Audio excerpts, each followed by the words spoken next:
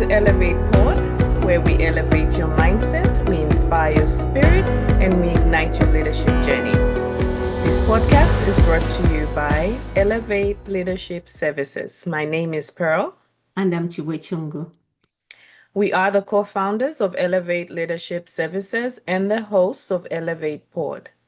The ElevatePod is dedicated to inspiring and empowering listeners, focusing on minorities and immigrants. We offer valuable tools, resources, and pathways to foster both personal and professional development. Thank you, Pearl, for that. And for today, we are truly having an honor to have Mateenah Bette Floyd-Okanlawon, who is actually going to give us or share her unwavering experiences on what we are terming the power of resilience. She has a remarkable resilience and it wows me all the time. So for today's podcast, we hope to uncover the strength that lies within each and every one of us to rise above life's toughest challenges that each and every one of us faces. We are going to dive into the incredible power of resilience, the unbreakable spirit that transforms setbacks into comebacks, failures into lessons, and struggles into stories of triumph, just like what you're going to hear from Mateenah. Because in every adversity, there lie an opportunity for us to grow, for us to inspire, and to become stronger than we were before. So we are truly honored to have Mateenah, a woman of such strength, grace, resilience, and a person that I have come to admire so much. A woman of unshakable strength that blows me off all the time. As Winston Churchill said, success is not final. Failure is not fatal. It is the courage to continue that counts. So Mateenah, do you see that her strength in what she's going to be talking about? Wow, you. But also her experiences in what she does. I'm just going to give you a brief bio of her. You'll see that she is truly a magnificent woman and a woman of purpose. Mateenah was born in Chicago, and then she moved to California in 1962, and then settled in Stockton in 1986. She is a mother of 5 children, 4 wonderful sons, 1 daughter who is deceased, and she's a grandmother to 4 girls and 5 boys. I've seen her as a grandmother, and to be honest, those children are lucky to have such a grandmother who really treasures them. She's a 2-time breast cancer survivor in 2015 and 2022. She's a retired registered nurse. She earned an associate degree in nursing from the Merit College and a Bachelor of Science from the Holy Names College. She worked in medical surgical,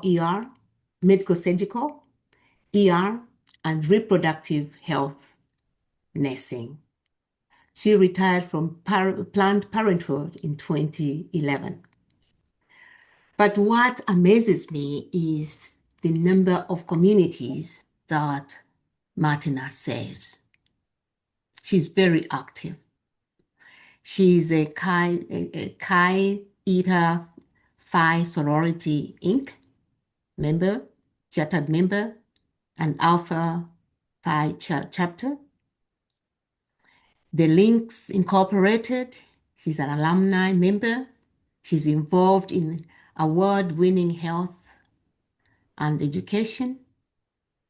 She's involved in Black Employees Association of SUSD, supporter and media documentarian. Wow. She's involved in Stockton Black Family Day, Inc. She's a board treasurer, leads health pavilions and health walks. She's the Inner City Theater executive board member, promotes Black theater and community storytelling.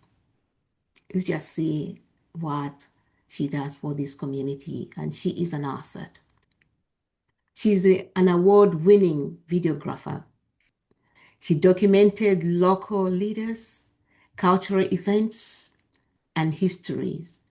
She's recognized by the Black Filmmakers Hall of Fame. Yay!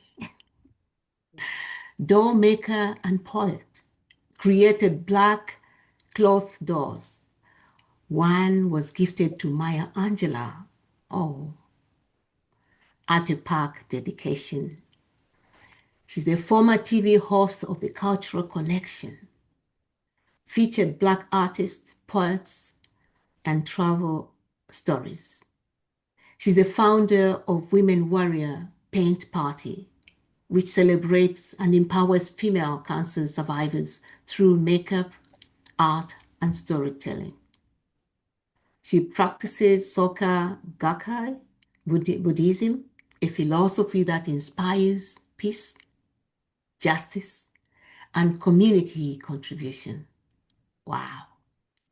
She's proud to call Stockton her home, still dreaming, still creating, and still giving back.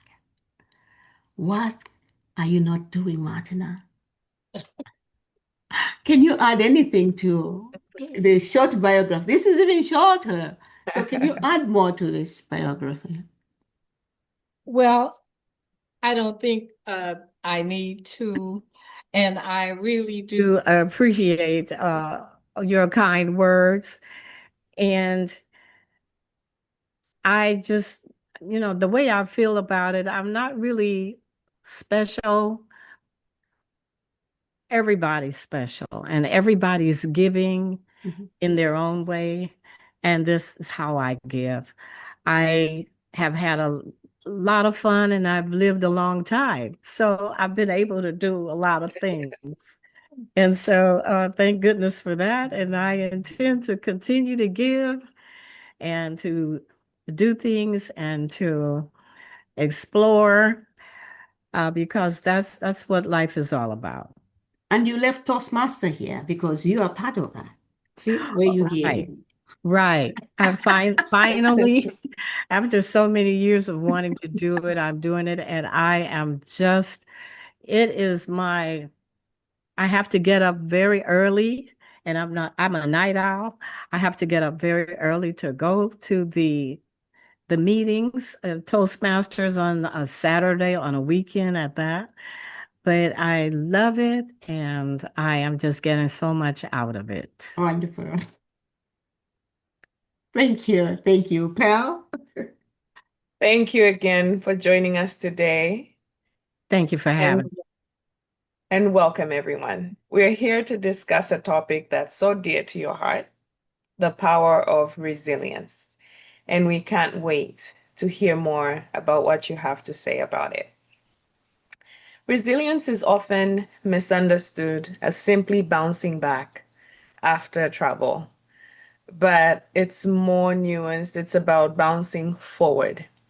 It involves mental, emotional, and even physical endurance. It's built through experiences, mindset, support networks. Resilient individuals see obstacles not as dead ends, but as opportunities to learn, opportunities to grow. Research by Martin Seligman suggests that resilience can increase through deliberate practice. It's like reframing negative thoughts, setting realistic goals, and even cultivating gratitude. And we will learn more about that today. So let's dive in. I'll go ahead with my first question. So, we would like to know, how do you define resilience? And why do you believe it is a crucial skill in today's world? Well, I do define resilience as bouncing back. That's one aspect of it. You, everyone has the ability. Everyone has resilience. You just sometimes life throws something at you and you have to really reach deep and pull it out. But I think that the life force is so strong that resilience is right there, right for you to grab it, if only you will. So I define it as bouncing back, as picking yourself up, as not giving up. I belong to you. You did mention that my religion is Sakagokai Buddhism, and that is one of the main phrases is to never give up. Our mentor, President Daisaku Ikeda, uh, teaches us to never give up. If you never give up, you will always win. And that my faith has brought me through all of these obstacles. I feel that relying on my faith, practicing my faith, it's a faith that is not something that you just sit around and meditate.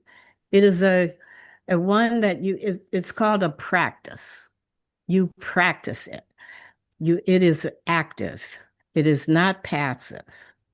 And I feel that I got a lot of strength through my practice of Sakagokai Buddhism, and I encourage others. That is one part of being resilient, is that's one of the tools in your resilient toolbox, so to speak, is your faith, regardless of what that faith is.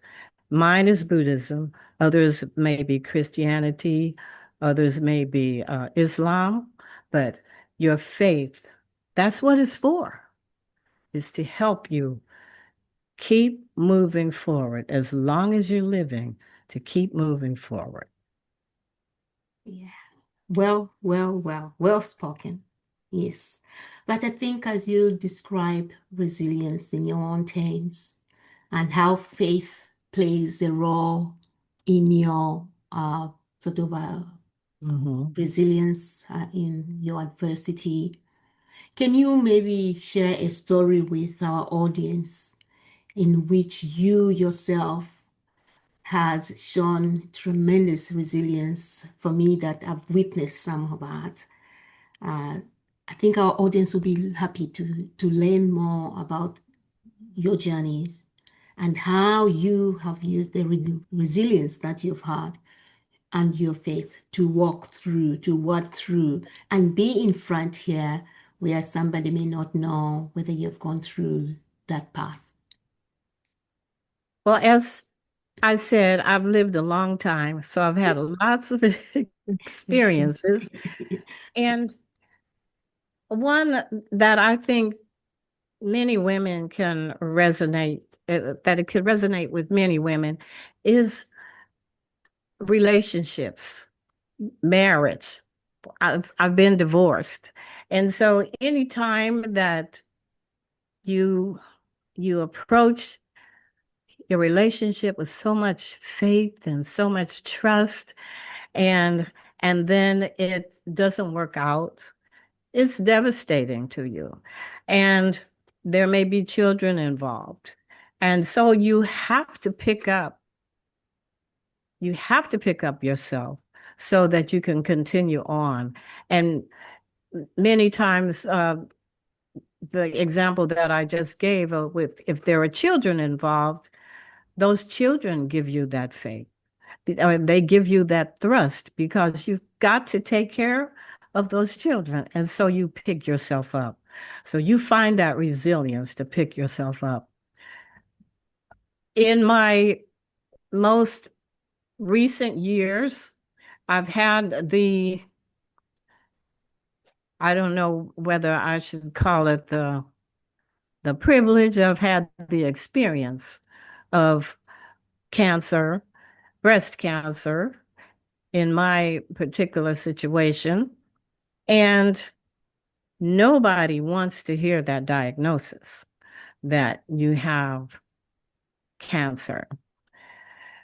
I witnessed cancer in my father, who had cancer of the larynx. I witnessed cancer in my two younger brothers. They both had lung cancer.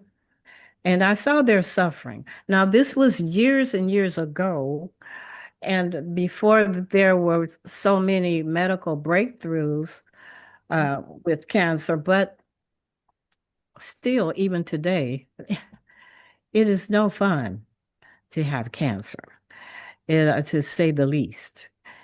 And I must say that when I found out that I had, when I found out that I had cancer, I immediately started to chant. That's what we do. We chant, we Buddhists chant, and try to look inside me to find that resilience and that faith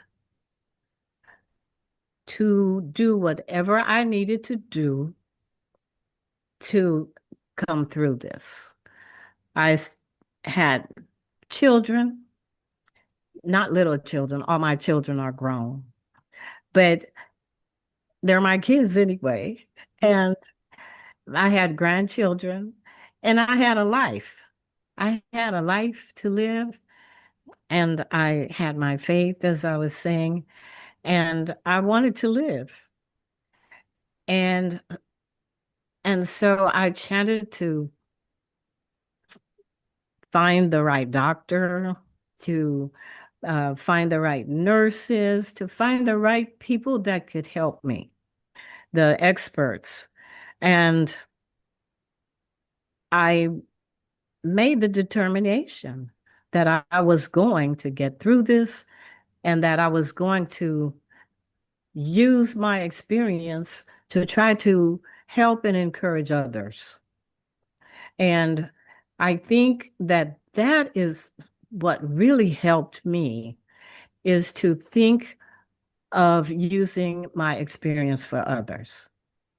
It takes your mind off of your particular feelings at the time, so it's very helpful in that way, because you don't want to just sit and stew in in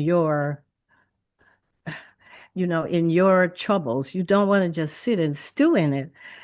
And when you think of others, it takes you out of that mindset. And so that's another way to find that resilience. That's another way to bounce back, to get up from being knocked down, to dust yourself off and think about, well, what can I do now? What should I do next?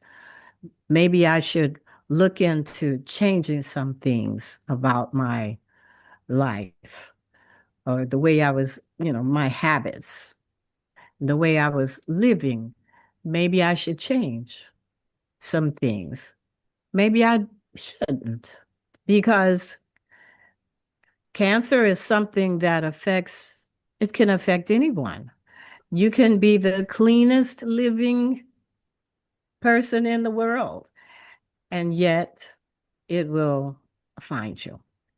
So sometimes some of the advice you get, it seems to blame the victim And I don't want to say anything that will encourage people to blame the victim or for people who are suffering cancer to blame themselves.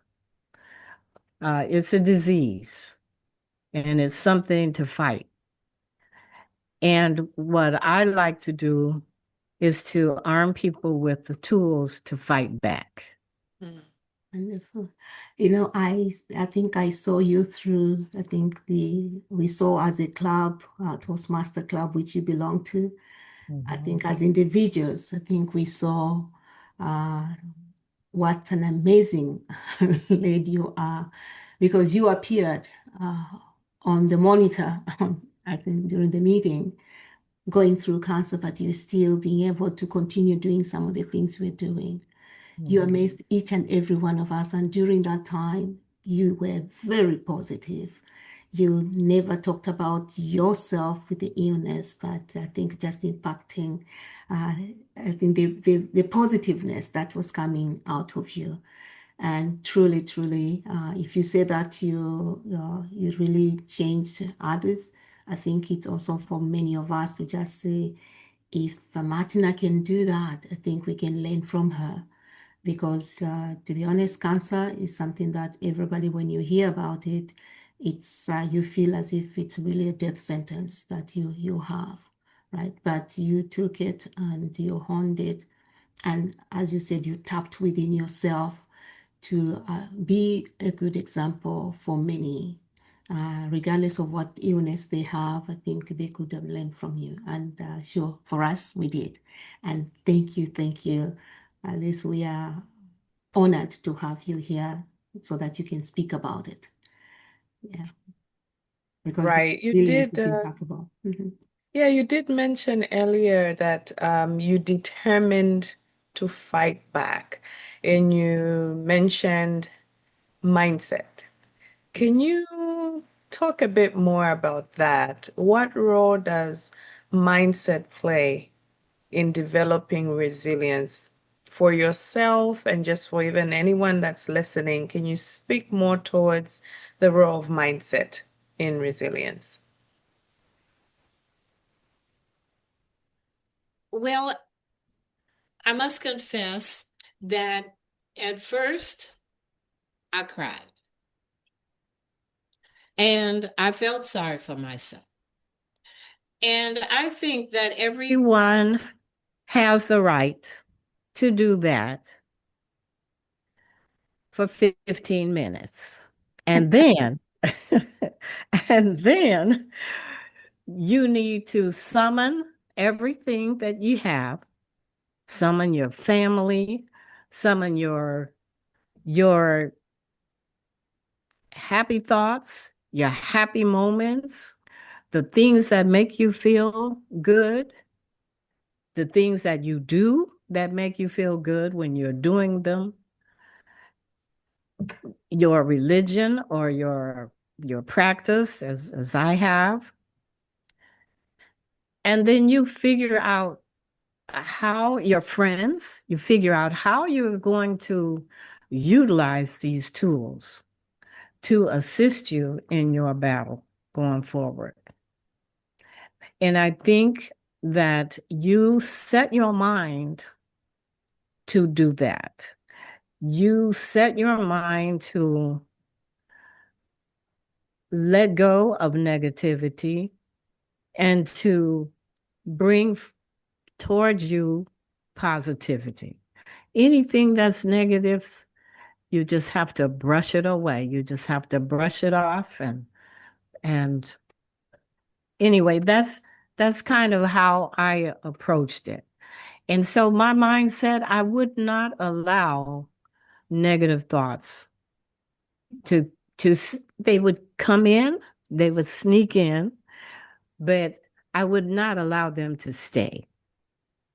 And the main way that I would push them aside or crowd them out is through my practice of saying my Buddhist chant, Nam Myoho Renge Kyo.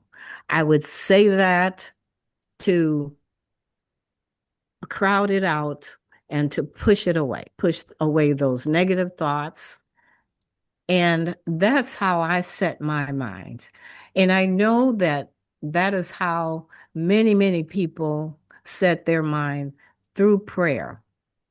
They say that you can only think of one thing at a time. And so if you're thinking about good things and positive things, if you're praying and if you are making determinations, then your mind does not have the room to dwell on the negativity, which will pull you into despair. And because let's face it, a, a cancer a cancer diagnosis is not necessarily a death sentence, but you think it is when it's you. you you go there first. You go there first. And then you pull yourself together, and then you pull yourself out, and then you can think more rationally. You can talk with other people. You could talk with your nurses and uh, people that are assisting you through the battle. But but you are facing your mortality. It's throwing you into a situation where, you like it or not, you're facing your mortality, and that is not a thing that anybody wants to do. Going through life when everything is fine, you you never think of that. You never think of your mortality. You might be racing down the freeway. You don't think of your mortality, and gosh, any little thing could happen and you'd be gone, right? But you never think of that. But when you get a diagnosis like cancer, you're forced to look at it. And it's something that it's a sight you don't want to see. Let's face it, we don't want to see that. No, no. So mindset, but like I say, give yourself the opportunity to go there for 15, 20 minutes and then pull yourself together. And because you have so much at hand, that so many forces to fight with, you just have to sit there and count them. You have so many things that you can do, so many people that are behind you. And so when you focus on that and you are determined to have that kind of mindset, that really can take you far. That really helps you get through it. Wonderful. What I hear is negative thoughts. They don't pay rent. So since they don't pay rent, they don't stay for a long time. You have to yank them out. Yes. Yeah. Yeah. And allow the positive thoughts that actually contribute, pay rent. And the rent is that they add to your healing. Exactly. Yeah, so that's what in a nutshell I hear. But I also heard about relationships, especially for you who is a community builder. I think you build communities, you bring communities, and you contribute to communities. And I know relationships mattered during this journey. Relationships with your family, relationships with your community that you serve, besides the relationship with yourself that you're talking about, in terms of what you let in and what you yank out. So what role did these communities that you serve, how did they support? Because I think we all need relationship one way or the other. But when you're going through this journey, this difficult time, how do you think community serves in those purposes? Well, I think communities really is a very important factor. And particularly in my case, I would say, um, because I work in so many organizations, I have a lot of friends, And I chose to be out front with my diagnosis. I did not think, there are a lot of people who prefer to be very private and they don't want to tell. I tell everybody, okay? Because I want all your prayers, I want all your good thoughts, and whatever else good you can send my way. In one of the groups that I belong to in the links, I have a friend who she was just like an angel. She just volunteered to set up a schedule for me and to make sure that I was accompanied when I would go for my treatments. Somebody would go with me and that I would not have to drive. Although I could have driven, I didn't feel that bad. But I found that it was very nice to have someone come pick me up and we could talk and we could laugh and we could joke along the way to the appointment and then the way back home. And so it gave me the opportunity to visit and to get closer to people that I would not have normally done in my usual everyday activities. And so that was really a blessing in so many ways.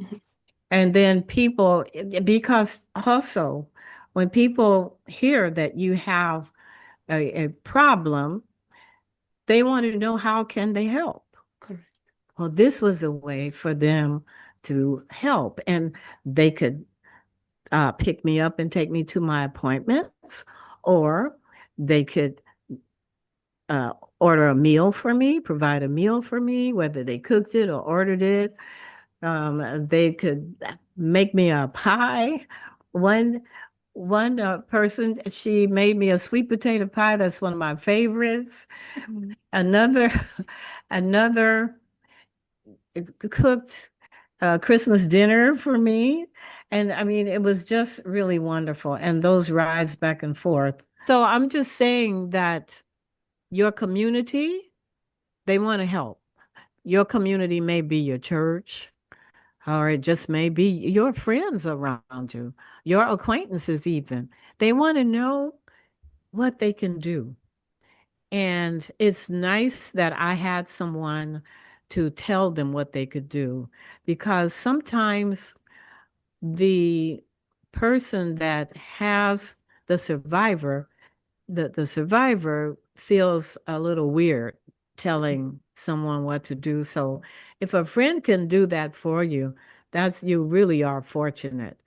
But I think that part of your arsenal is to be able to tell people how they can help you because they really want to do something. And there may be big things they can do or little things they can do.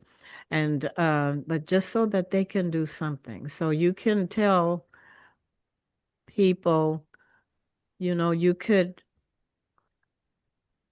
buy me a milkshake or buy me a energy drink, go to go to Baskin Robbins and get me a ice cream soda.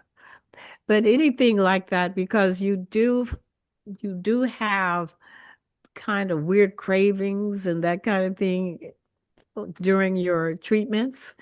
And so that really helps people when you allow them to help you. So Yeah, relationships matter, I think. they really do. Matter. And even strangers Yes. will help you. Yes. Yes. And it's just nice if you can have some small things that if someone asks you, they will help you. Correct. Correct. Wonderful. Wow, you said something that's I think very significant because sometimes whatever situation one might face, sometimes it's hard to articulate what help means to you. But you just say just deliberately having even a list of those small things that make a difference. Because sometimes it's not so much that someone doesn't need help, they just have not thought about it. prior. So on the spot, being asked, what can I do or what help do you need? Naturally might draw to I'm okay or it's okay, don't worry about it. Right. But if it's thought through ahead, there's those small things on the list, having that. And in your case, just having someone who could do that for you, that is very nice. And that's something that I can take for myself as well. Right. Just knowing if someone is in that situation, being able to coordinate help like that is very nice. That was really nice. Yes. Yeah. And you did mention something earlier, and Chiwa, also from your bio, read something. It said two-time Oh, survivor. Did, Yes. did I hear right? So, Oh, you did. yeah, with that, my question is, since it's two-time, maybe my question more so towards the second time. Have your views on resilience changed? Did it change anything about your experience, maybe the first time compared to the second? And is this both positive or negative? How does that play around the mindset? Like, I achieved this and here I am again. How does that affect your thoughts on resilience the second time? Well, talk about a bummer. I mean, it that was really a bummer because the type of cancer that I had was triple negative. Triple negative is the most lethal cancer because they don't know where it comes from. It doesn't come from the growth hormone. It doesn't come from estrogen, and it doesn't come from the, let's see, the HER2, or the progesterone hormone. So and the other breast cancers come from one of those three things. And mine was triple negative, and this particular type of breast cancer hits African American women the hardest. And so said, wow, um, again, I can't believe this. And so um, I thought about it, and I'm happy that I am a nurse, that I've had that experience because I chanted, I said, well, it could be it could be a new one. It doesn't have to be a metastasis.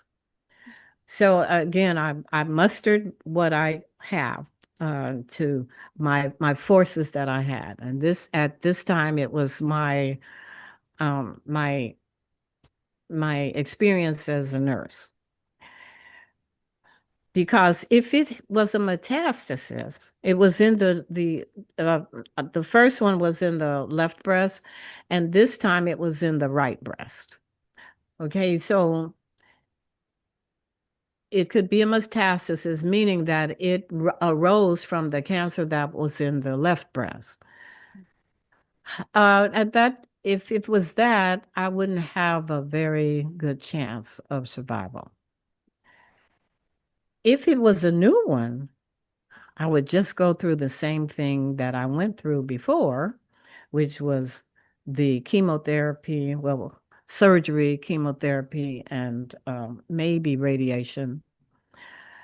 And I said, I went through it once, I can go through that again. So then I brought out my forces of my faith and I chanted that it would be a new one, it would not be a metastasis. And luckily for me, and of course, I attribute it to my practice, my Buddhist practice, it was a new one. So I simply went through, and it was a little smaller this time. The lump was a little smaller, and so I was able to have a lumpectomy. The survival rate for whether I would get a lumpectomy or a mastectomy, meaning that the entire breast taken off, it was the same. The survival rate was the same statistically. So I opted to just do a lumpectomy, and then I went through chemo, and I went through radiation as well. And so I just figured that getting it the second time, other people have done that too. They've had it 3 times. I know of a survivor that has had cancer 3 times, maybe not breast cancer all 3 times, but she's had cancer 3 times, and she's survived and is thriving and that kind of thing. So it for 1 minute, 15 minutes, let's say, I went through had my little pity party and got all that out of the way. And then I brought my forces back, the resilience forces back out, and we moved forward because when I found out that it was a new one, I knew I was familiar with the battle, and I figured, well, I am older, and so it may be harder, but I think I can get through it again. And so that's what happened. But it did throw me for a loop. I won't say that it didn't. And I think that that's a normal human reaction. But again, I really feel that the life force in everyone is so strong that it takes over. It takes over. And you just strive to live. And so whatever that takes, you do it. Wonderful. So, Yeah. And out of this journey that you've taken, a challenging journey, you have even founded a group known as the Woman Warrior Party, Paint Party, where you want to continue celebrating and also empowering female cancer survivors through your makeup, art, and storytelling. Maybe you can tell us about this because, to be honest, I think it's your resilience, it's your unwavering, your determination that is actually even allowing you to say, you know what, we need to party. I think in order for us to feed ourselves and to celebrate the challenges that we've gone through and the defeat that we've given to cancer. So what made you, how did you start this, and how did you come up with a name as well? And tell us more about it and where people can find you as well. okay. Well, first of all, I must say that it it was not originally my idea. I mean, the idea didn't originate with me. St. Joseph's Hospital, and I must give them credit. The first time I had cancer, the first time that was in 2015. They had quite a wonderful program at St. Joseph's Hospital where they had a camp for cancer survivors that you could go on for a weekend, and you could take a loved one with you. You didn't, it wasn't just, it wasn't just open to cancer survivors, but it was for you. But you could bring your support people with you. And also, they had an event in downtown Stockton at a hotel where the cancer survivors could come and they could get their nails done. We were given gifts, like a shawl to keep us warm, and a really nice bag to carry things. And all of these people were around to give you services to make you feel better and to make you feel like you weren't alone. And it was headed by this man named Jim. And I wish I could think of his last name, but he headed it and he played guitar and he sung silly songs to us to make us laugh and sing along. and and it brought together all the cancer survivors, that would come out. And I even ran into some old friends that I didn't know had cancer. And so that really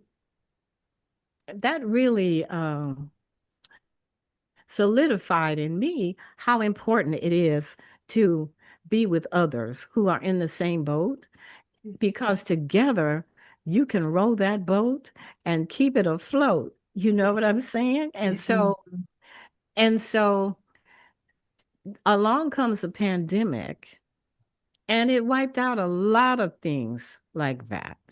Mm. And as far as I know, that it has not been reinstituted, programs like that. There is a cancer awareness program that they do, but not one specifically for cancer survivors.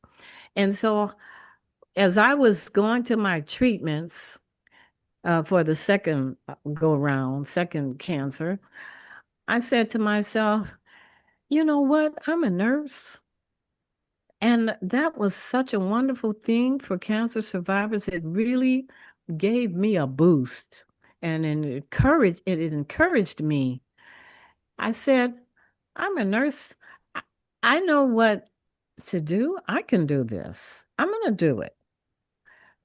Maybe they can't do it, but I'm going to do it. And I'll have to scale it to the number that I can handle, but so I'm going to do it. So I talked it over with the person that I was riding with, that it was taking me to my to my appointments, and she said, "Oh, really?" And I'm not sure whether she knew that I could really do it or not, but I thought about it, and of course she would help me in any way she could. She said that to me, and I said, "Well, how am I going to do it though? I don't have the money, the individual with the money." So I said, "Well, but I belong to organizations.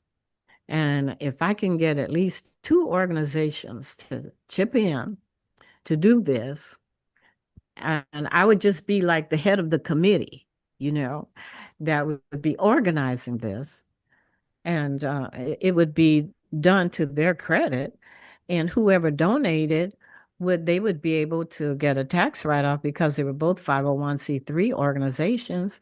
And so that's what happened. That's how it happened. One was Stockton Black Family Day, and if I might, I would just like to say that it is an organization that's in its 57th year, Mm. and it has been around a long time, and it has a festival of promoting Black culture and values and family values at Weber Point every Labor Day. And it's free to the public, and you just have access to an array of services and information and that kind of thing. So that was one organization. And then the other organization was Chi Eta Phi Sorority Alpha Phi chapter. Alpha Phi is the local chapter of registered nurses, and that group decided that they would back it too. And so that's how it happened.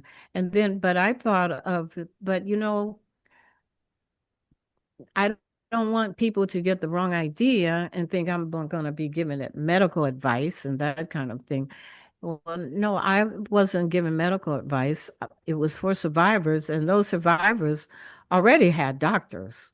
So that's one level, but they also need encouragement. They need to feel comfortable. They need to understand that somebody else is in that same boat and they understand what they're going through. And then I could provide services for their comfort, like Reiki and massage and yoga and all of those things that you could do yourself to make yourself comfortable, to maybe take your mind off of what's bothering you right now, and so that you don't hear that voice in the back of your head, hey, you could get cancer again, you can get cancer again. You don't want to. So I wanted uh, to provide something so that the survivors could look forward and look up and stand up and be strong and be proud and have faith. And so my idea that was a little different was the woman warrior paint thing. I think that if we think of ourselves as warriors against cancer, because cancer is a formidable adversary, that that would help us to fight back, to it would be a tool to fight back. I'm a warrior and I'm going to fight back. And also the paint party was to put on your paint, your war paint, your warrior paint. And this is my wait, this Your warrior this is paint. my warrior paint. So I wear these dots so that people will ask me, what does that mean? And then I can tell them about the Woman Warrior Paint Party. And so that if they are a cancer survivor or if they know one, they can let them know that there is an annual event, especially for them. And so I also solicited donations of services. And so those people that I just really have to mention is the Inspire Academy of cosmetology and barbering. It's a school that teaches those skills in Stockton here, and their students volunteered to come and make up the faces of the survivors in any way that they wanted. They may want tribal, and I mean, some of the warrior paint was just really beautiful, and or they may want glam, and so they make them up, with the eyeshadow and the sculpturing of the face and all of that. And some might want goth, and you know how goth has that kind of white look, whitish look. And anyway, it's fun. Whatever would make you feel beautifully courageous, that's the kind of makeup that they would provide for you. And so I remember as a little girl playing with makeup, playing with your mother's makeup, that kind of thing. So, to play again, and to just take this just turn this poison into medicine. So, and to have a little fun together. Wonderful. And also there were speakers provided and everything to that. Like, for example, one speaker talked about trying veganism.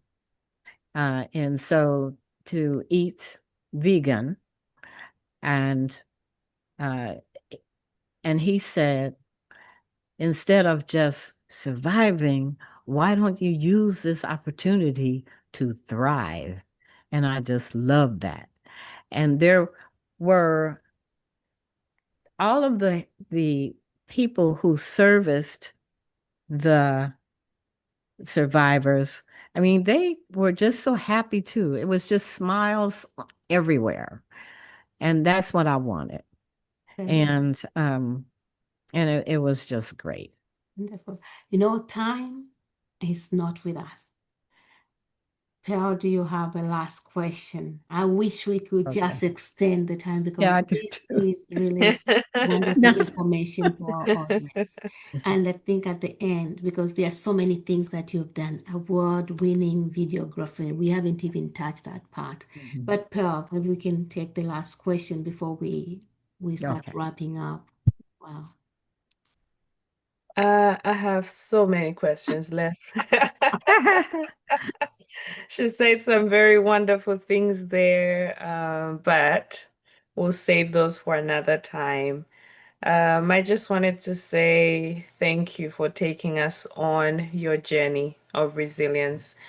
We have learned a lot today about what resilience is in practice through your story, through your journey. So thank you also for sharing your passion and for telling us just a bit more about the Woman Warrior Paint Party. That sounds like something that's very wonderful and it reaches out to people in similar situations. It just helps people dig deep and know that they're not alone. There's other people that are fighting this journey with them. Thank you for painting the picture of what resilience looks like. Oh, I will not bring up any other question except to say, please share your information with us. If you have any links, if you have any way that people can reach you, if they need help tapping into that resilience that they have inside of them, it would be nice for us to share this with our audience. Again, thank you so much. We really appreciate you taking the time to take us on this journey of resilience with you. Wonderful. If I think one quick question is, when do you hold this party? the party. Yeah, paint party. Yeah. This year, the plan is to hold it in March, Okay. March of 2026. Perfect. And if you know of anybody that's interested, that is a cancer survivor, or that knows one or two of females so far, just my email address, if you could just give that, and that's Floyd at gmail.com. Just contact me and I can give you the updates as they come about. Please allow me to just say one more thing, Mhm. and that is that in doing this, I have discovered that there are forensic tattoo artists, and I am just so happy to know them because when you have breast reconstruction Mhm. after surgery, you usually don't, many times you don't have a nipple. So that might make you a little bit hesitant to undress in public or, in a locker room or something. There are these forensic tattoo artists that can tattoo a nipple on the breast, that can um, diminish the scarring that you might have, and that can give you eyebrows. I lost my eyebrows this last bout with cancer. And I'm telling you, getting those eyebrows just really make me so happy. Wonderful. So you you cancer survivors out there that lost your eyebrows, you know what I mean. Just get in touch with me and I'll get you in touch with her and you can get some Oh, eyebrows. wonderful, Wow. wonderful. That's wonderful news. That's wonderful news, Yeah. Martina. Yeah, I'm sorry we are coming to the end of the podcast. I wish we could continue because I Yeah. think you have so many nuggets that are just good for our audience and for us as well. Well, But, thank you so much. It but was thank really you. my pleasure. Yeah, well, thank you for coming because you really gave us a lot of things to chew on, Okay. to chew on. So, Martina, thank you again. And to our audience, I hope you can stay tuned and listen to Martina's podcast because at least it will help you in your journey, in your adversity, and in your resilience. Please remember that resilience is a journey, not a destination. Right. Every challenge you face is an opportunity to grow stronger. You heard from Martina's experience and the insights of this extraordinary, resilient lady, a person that I call a friend as well. Remember, resilience isn't a trait you're born with, it is a skill that each and every one of us can develop. So each challenge you face is an opportunity to strengthen your inner core and grow brighter. By cultivating the resilience that we talked about, you truly empower yourself to face whatever life throws your way. And you can empower yourself with courage, with hope, and actually with grace. So keep pushing forward, stay resilient, and to end my closing, I'll give you the quote by Vince Labandi, who said, "It is not whether you get knocked down, but it's whether you get up." Get up. And you saw exactly, or you heard exactly the words of Mateenah that mimic what Vince said. Thank you again, Mateenah. You're welcome. What an honor again to have you today. We have learned today that resilience is not, that setbacks are not the end. You have taught us, you have taken through that journey.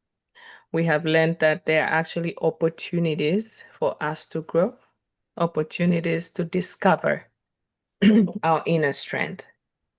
Thank you for reminding us of that today, reminding us that resilience connects us to hope, even in the darkest moments, giving us the courage to keep going.